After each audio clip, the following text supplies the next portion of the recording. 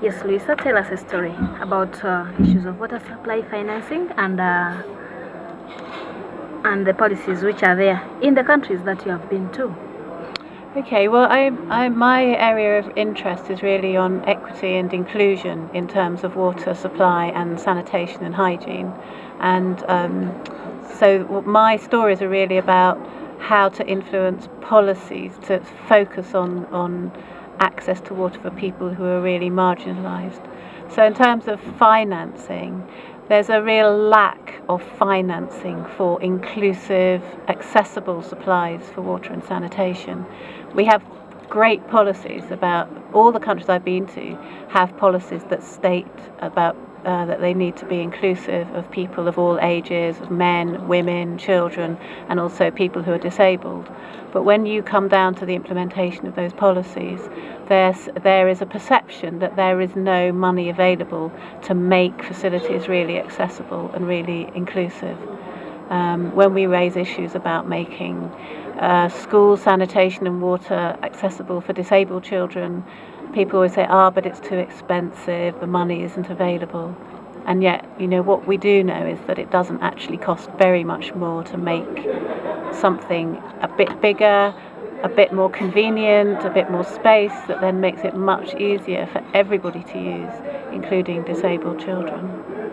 Yeah, what strategies are there? Some strategies put to ensure that these disadvantaged people, like the disabled people, access water, safe water? Yes, it's reasonably straightforward. I mean, first of all, you need the political will. You need a kind of awareness that this is an issue.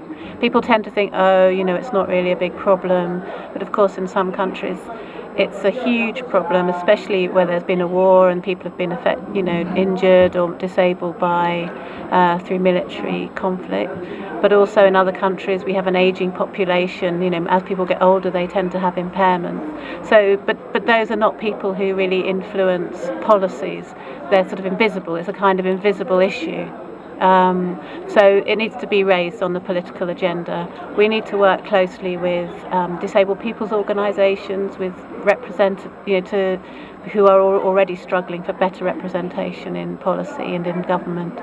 And then we need to work, or we already know a lot about what are the solutions, how to really design programmes that are more accessible.